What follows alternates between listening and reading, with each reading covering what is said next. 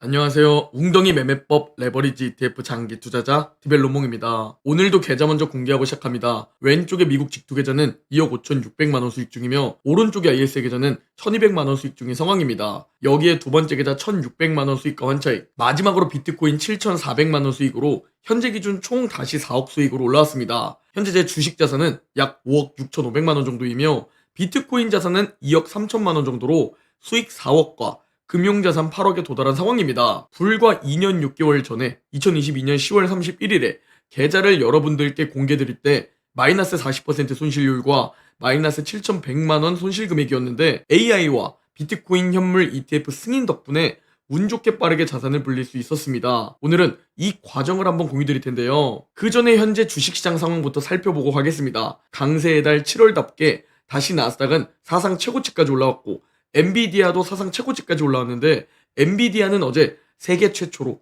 사상 최초로 시총 4조 달러를 터치해 주었습니다. 제 영상을 지속적으로 보신 분들은 아시겠지만 전 지금은 보유자의 영역이며 7월은 강세를 보일 가능성이 높다. 그래서 7월은 강세 가능성이 높지만 7월 말부터 8월, 9월, 10월에 웅덩이 가능성이 높아지니 지금은 매수하는 것보다는 미리 4월, 5월, 6월까지 웅죽해놓은 보유자의 영역이라고 말씀드리고 있습니다. 이 뷰를 지금도 그대로 유지하고 있습니다. 그리고 엔비디아는 AI 강세장의 대장주로서 진짜 엄청난 상승을 보여주었습니다. 애플과 마소를 따라잡더니 결국 올해 독보적인 흐름으로 홀로 시총 4조 달러에 먼저 도달해 있습니다. 애플은 3위까지 내려갔고 시총 3조 달러에 계속 머물러 있는 상황이고 마소도 사상 최고치를 경신하긴 했지만 엔비디아와 격차가 벌어지고 있는 상황이죠. 제가 처음 투자를 시작했을 때가 2020년 코로나 때인데 2022년까지만 하더라도 와 대체 애플을 누가 제낄까? 애플은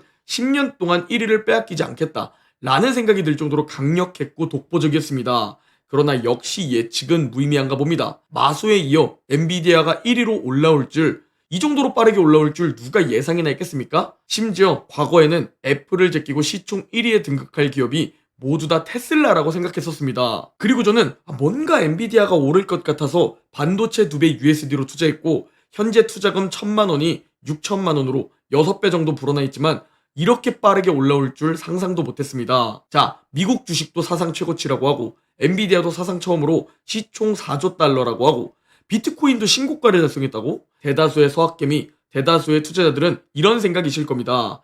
와, 나 빼고 다 상승하고 있네. 또는 현금 더 넣을걸. 현금 다 넣어버릴걸. 왜 조금밖에 안 넣었지? 라면서 후회하고 계실 겁니다. 이렇게 개인 투자자들, 개미들의 포모가 시작되는데요. 아예 투자를 하지 않은 사람들은 이제 곧 뉴스를 접하고 주변 사람들의 계좌 자랑, 캡처들을 보고 나 혼자 뭔가 벼락거지가 되는 듯한 그런 기분이 듭니다.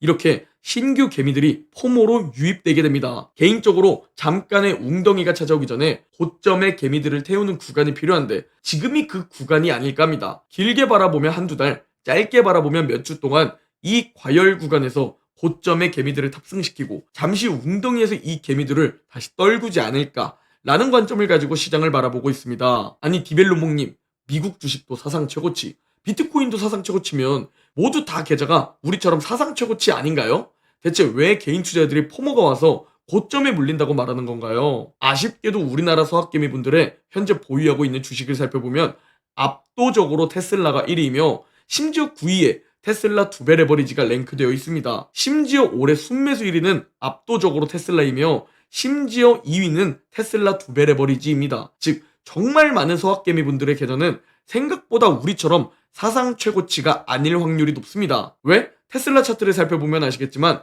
미국 주식과 비트코인은 사상 최고치이지만 테슬라는 고점 대비 마이너스 30% 이상 하락해 있기 때문입니다. 그리고 올해 순매수 1위가 압도적으로 테슬라인데 서학개미들이 폭풍 매수한 시점은 현재 저 파란색 동그라미로 유추됩니다. 신고가를 돌파해주면서 이제 지루한 박스권을 끝내줄 것이라 판단했기 때문이죠. 그러나 관세 쇼크와 일론 머스크 트럼프 갈등으로 다시 하락한 테슬라는 무려 6년째 박스권에 갇혀 있습니다.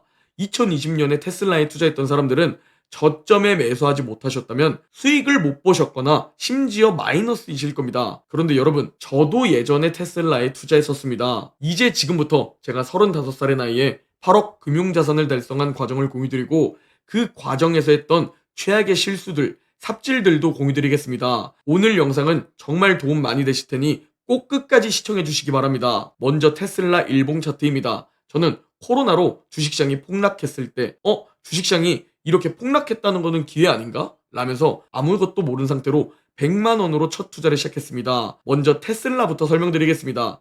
그 시기 테슬람이라는 단어부터 테멘 등 테슬라 신드롬이 있었던 시기입니다. 10년 뒤에 유일하게 테슬라가 애플을 제끼고 시총 1위가 될 것만 같았습니다. 지금은 못 믿으시겠지만 정말 저 당시 테슬라 신드롬은 대단했습니다. 그리고 저는 저 파란색 네모 구간에서 투자를 했고 정말 운 좋게 테슬라로 약 35% 넘는 수익을 맛봤고 초심자의 행운을 운 좋게 테슬라로 경험했습니다. 그리고 저도 코로나로 유입되었기 때문에 동학개미 운동에 참여했었습니다. 삼성전자에도 예전에 투자했었습니다. 코로나로 폭락했다는 뉴스를 접하고 미국 주식은 아예 알지도 못하던 시절에 가장 먼저 매수한 게 당연히 삼성전자입니다. 우량주 장기 투자라는 단어만 듣고 삼성전자가 우리나라에서 제일 우량하지 라면서 삼성전자를 매수했던 기억이 납니다. 그런데 정말 운 좋게 코로나 폭락으로 웅덩이가 왔을 때 좋은 타이밍에 매수를 했고 8만원대에서 미국 주식에 대해 공부하게 되었고 운 좋게 어깨에서 매도하고 미국 주식으로 넘어가게 됩니다. 아마 제 기억으로는 이때 절반만 매도하고 테슬라를 먼저 매수했던 것으로 기억하며 마지막 매도는 저 두 번째 동그라미쯤이 아닐까 라는 생각이 듭니다. 아무튼 저는 이때 진심으로 투자에 재능이 있다고 판단했습니다. 자만심이 하늘을 찔렀던 것이죠. 그러나 이걸 뭐라고 부르는지 아시죠? 네, 초심자의 행운이라고 부릅니다. 주식 투자를 처음 시작하면 작은 돈으로 시작하던 큰 돈으로 시작하던 보통 이때 운 좋게 상승을 맛보게 됩니다. 그러면서 운으로 수익을 받지만 내 실력이라고 생각하며 자만심이 생기는데 이게 패망의 지름길로 연결되는 건데요. 저도 패망의 지름길을 몇 번 맛봤습니다. 그 이후 여러 삽질, 실패를 경험했죠. 바로 첫 번째 실수, 삽질은 게임스탑 사태입니다. 게임스탑 사태, 다들 들어보셨나요? 일명 개인 투자자 대 기관 전쟁으로 불렸기에 저 역시 이때 개인 투자자로서 전쟁에 참여했습니다. 그리고 단기간 큰 돈을 벌 줄 알았습니다. 기관들이 게임스탑 주식을 대량 공매도했지만 우리 개인 투자자들이 이걸 매수하면서 주가를 폭등시켜 공매도 세력이 큰 손해를 봤던 사태입니다. 아마도 이때 전 300만 원 정도 투자했던 것 같은데 저기 저 빨간색 동그라미 부분을 보시면 진짜 엄청난 변동성과 함께 말도 안 되는 주가 움직임을 볼 수 있습니다. 지금 이걸 바라보면 저기 저 바닥에 지지선들이 보이고 저기 저 위에 저항선이 보이는데 대체 어떻게 손실을 봤지? 싶지만 저 때는 차트도 잘 몰랐던 시기이며 워낙 변동성이 심해서 판단이 불가했던 시기입니다. 1월 25일 100달러의 주가가 2일 뒤 480달러까지 폭등했으며 다시 120달러까지 폭락했다가 310달러까지 다시 상승하는 진짜 말도 안 되는 밈 주식이었습니다. 그렇게 저는 아마도 마이너스 30% 손실 정도로 여기서 먼저 뼈아픈 삽질, 실패를 경험했습니다. 이때 저는 이런 생각을 했습니다.